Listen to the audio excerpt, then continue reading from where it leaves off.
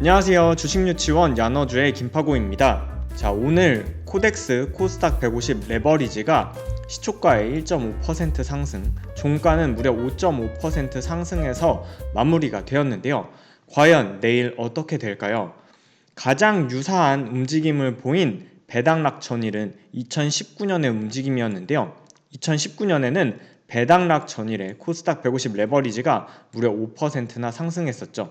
과연 내일 주가 흐름이 어떤 흐름을 보일지, 연말 전략을 위해서 코스닥 150 레버리지를 매수했다면 내일 어느 시점에 매도를 해야 할지 지난 과거의 사례를 참고해서 분석해 보았습니다. 자, 결론을 말씀드리기 전에 12월 7일과 12월 14일에 제가 업로드한 연말 전략 영상을 복귀해 보도록 하겠습니다. 자, 먼저 제가 영상에서 언급한 부분과 실제 주가 움직임이 달랐던 부분을 말씀드리면, 저는 12월 7일 영상에서 연말 전략 매매의 가장 기본적인 구조는 개인 주주들 중에서 한 종목을 많이 가지고 계신 대주주로 지정될 수 있는 위험을 가지고 계신 분들이 양도세금을 회피하기 위해서 28일까지 매도를 해야 하기 때문에, 이러한 수급의 이슈로 인해서 개인 투자자의 비중이 높은 종목들의 28일날 주가 하락이 크고 배당락일에 다시 반등하는 모습을 보이기 때문에, 이러한 점을 이용해서 28일날 매수를 하고 29일날 매도를 함으로 인해서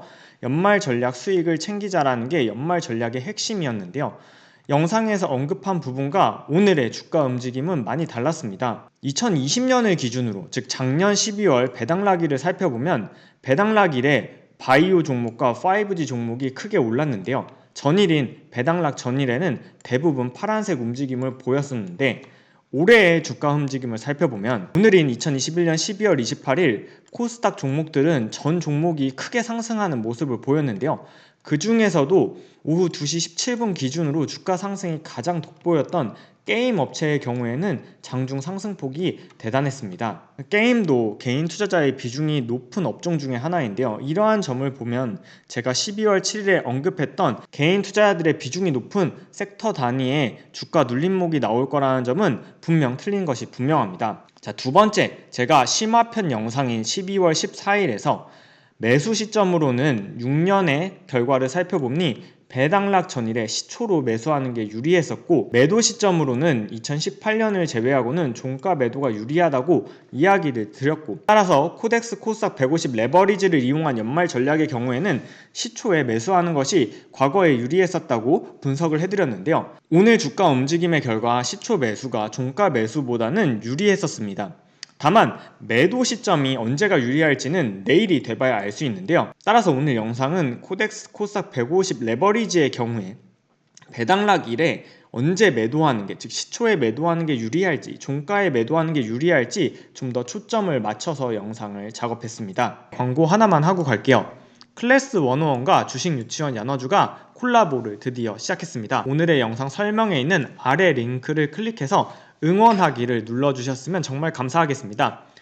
오늘 영상의 설명란에 있는 아래 링크를 클릭해 주시면 지금 보시는 화면과 같은 화면이 뜨는데요. 해당 화면 아래에 있는 주황색 버튼 응원하고 리워드 쿠폰 받기를 누르신 다음 응원권 사용하기를 통해서 응원해 주시면 됩니다. 자, 그럼 이제 궁금한 건 내일 29일에 언제 매도하는 게 유리할지를 따져보는 건데요.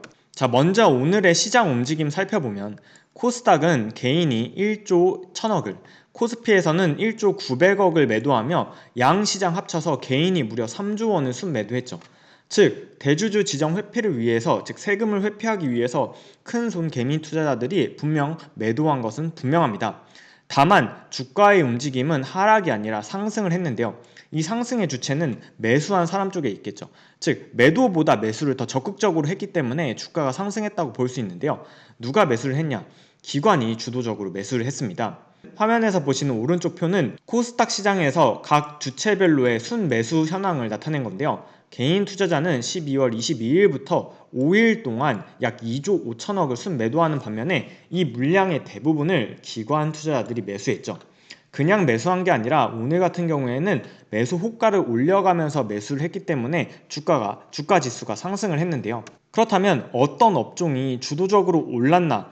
2021년 12월 28일 코스닥의 업종별 상승률을 보면 오후 2시 17분 기준으로 가장 높았던 업종은 게임이었고, 두 번째가 IT 부품, 세 번째가 엔터미디어, 그리고 네 번째가 통신 장비였습니다. 반면 오늘 코스닥에서 하락률이 컸던 대표적인 업종으로는 운송 장비 부품, 그리고 제약 업종을 들 수 있는데요. 5일 동안 개인의 큰 순매도에도 불구하고 이렇게 상승을 보였다는 건 수급의 주체인 기관 투자자가 적극적으로 매수 호가를 올리면서 샀다는 것을 뜻합니다. 기관 투자자들은 그럼 왜 이렇게 적극적으로 순매수를 했을까요? 아무래도 1월 효과, 즉 매년 1월에는 계절적으로 코스닥 종목들이 코스피 대비해서 아웃퍼폼 했다는 것을 노리고 강하게 주식을 매수하지 않았나 생각해 볼 수 있고요.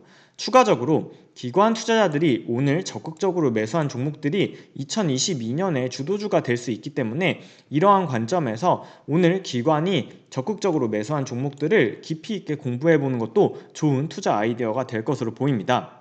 자, 그럼 다시 본론으로 들어가서 결국 연말 전략에서 우리가 제일 궁금한 건 배당락일에 언제 매도를 하는 게 가장 유리할까인데요. 먼저 배당락 전일에 오늘 2021년에 시가 1.5% 상승, 종가 5.5% 상승으로 장대 양봉을 그렸던 움직임과 가장 비슷한 움직임은 바로 2019년에 있었습니다. 2019년 배당락 전일에 시가 0.25% 상승해서 시작한 코덱스 코스닥 150 레버리지는 종가에는 5.06%로 마감하면서 장대 양봉을 그렸죠.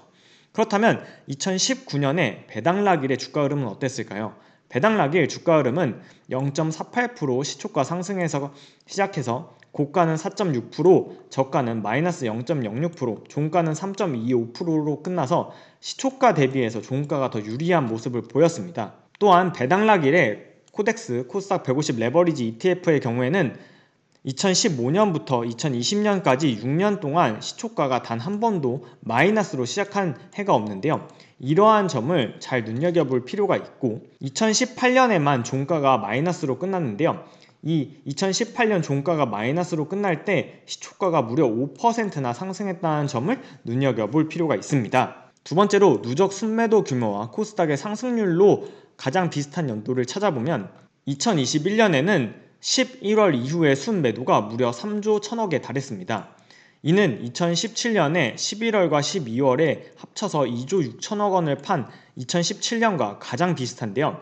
이 2017년에는 연초 대비 연말에 코스닥 상승률이 20%였고 연말 전략의 수익률이 10%였죠. 올해는 코스닥의 지수 상승률이 3%밖에 되지 않는데 제가 지난 영상에서도 말씀드린 것처럼 2020년에 코스닥의 상승률이 무려 38%에 달했고 11월과 12월에 거의 개인들이 팔지 않았다는 점을 감안하면 2020년의 상승분이 2021년으로 전가될 수 있다고 보고 있습니다. 앞서 살펴봤던 2019년 즉 배당락 전일의 주가 움직임이 가장 유사했던 2019년에는 12월에 9천억가량을 매도했었는데요. 이때는 코스닥 상승률이 마이너스 4.6%였고 연말 전략의 수익률은 3.3%였죠.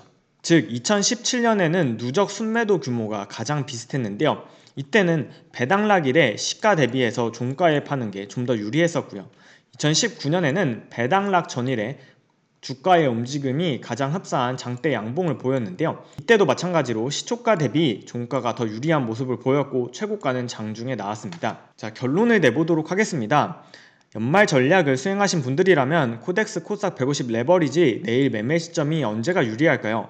과거 데이터가 알려주는 건 지난 6년간 5번은 종가 매도가 유리했다는 점입니다. 2015년, 2016년, 2017년, 그리고 2019년, 2020년 5년 동안 종가 매도가 시초가 매도 대비해서는 유리했는데요. 딱 한 번 시초가 매도가 유리한 적이 있었습니다. 그 해는 바로 2018년인데요. 2018년에는 시초가가 5% 상승해서 시작했는데 이게 가장 최고가였고 종가는 마이너스 1%로 하락해서 끝났죠. 자, 과연 내일인 2021년에 종가 매도가 유리할까요? 시초가 매도가 유리할까요? 저도 알지 못합니다. 다만 지난 과거 6년간의 데이터를 봤을 때는 5번 종가 매도가 유리했다는 분석을 할 수는 있겠네요. 자, 구독자분들이 댓글로 해당 전략에 대해서 여러 가지 의견을 주고 계신데요. 구독자분들이 과거처럼 내일도 정말 종가 매도가 유리할까요? 라고 저한테 물으신다면 저의 솔직한 답변은 저도 잘 모르겠습니다 입니다. 저는 과거 데이터 6년간을 보면 확률적으로는 종가 매도가 더 유리하지 않을까 생각하고 있지만 이는 내일 시초가가 얼마에 형성되느냐에 따라서도 다르게 대응할 수 있는 부분입니다.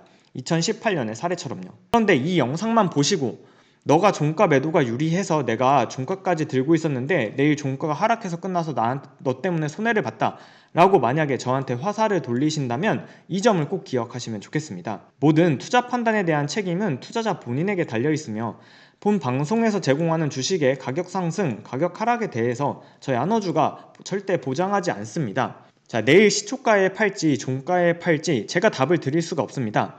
이는 투자자 본인의 책임과 판단에 따른 부분이기 때문입니다.